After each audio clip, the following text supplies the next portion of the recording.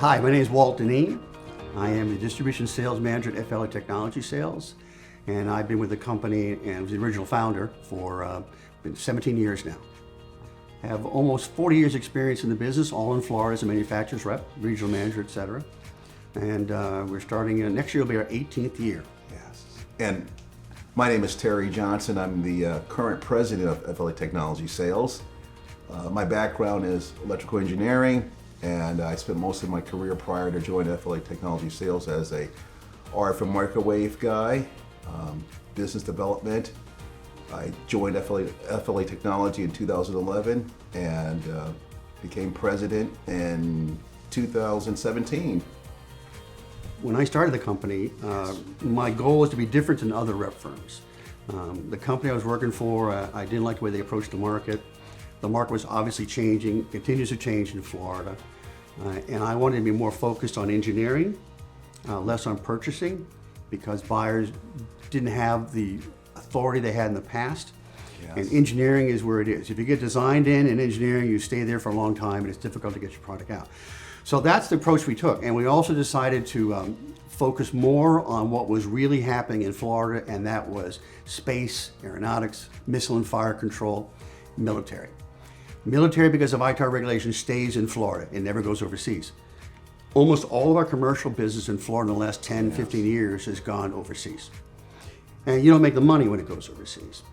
Plus the fact, the programs in Florida at Lockheed Martin and Harris, L3 Harris, Raytheon, DRS, the legacy business goes on for a long time. So once you get something designed in, like for example at Harris on the METS program, we're still getting business from that place for over 10 years on that program. And it continues to go on and refuses to die. So that's more of our focus, design engineering, doing visit reports, being very specific with customers and engineers, identifying these people and passing on the information to our principals with a visit report. So you have the same data that we have. Walt started preparing me on my walk to become president a year and a half, 2 years in advance. And I started understanding the challenges that he was already facing as a president of the company. So when I did take over, I wasn't caught off guard.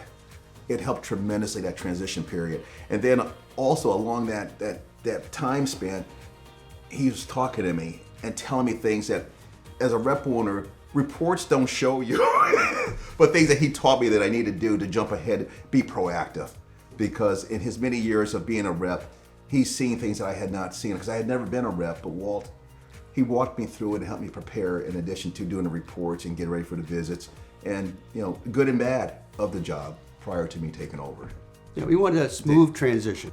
Yes. Sometimes new owners in a rep firm can destroy the firm and you lose your focus. And you don't want to lose your focus with your customers, particularly engineers you deal with, because you want them to continue to call you. And you want to be able to call on them. Mm-hmm. And with regularity. So it's something that you have to really focus on, and you want to make sure the transition is easy, smooth, and successful. And it was.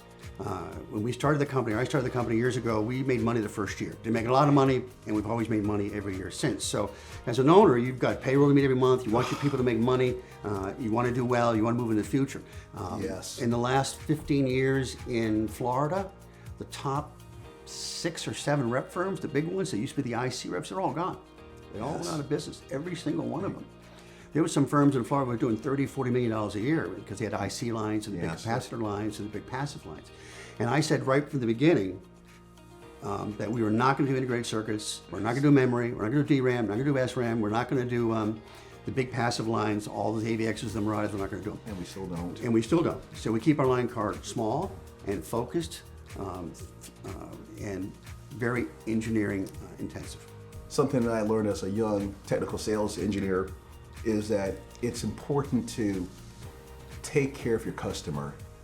I realized when I was a young man that companies come and go, but staying with the young engineer like myself then, I'm older now, but as they grow and continue up the corporate ladder, I will work with them. Subsequently, when I joined Walt in 2011, his model of engineering focus is something that I had already done for the prior 15 to 20 years. So at FLA Technology, its desire to reach the engineer was something that I was very comfortable with. working with the design people, the staff engineers, and the senior scientists, which we do today still. That makes us special, that we are strictly engineering focused. We spend 90+% of our time with engineers.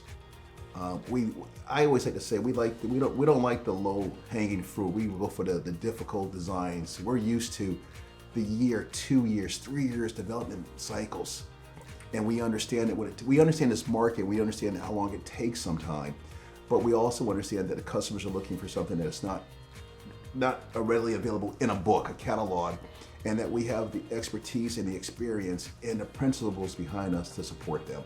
We truly understand that. Yeah, success is in the details, material engineering, and being very, very specific and giving them information you want.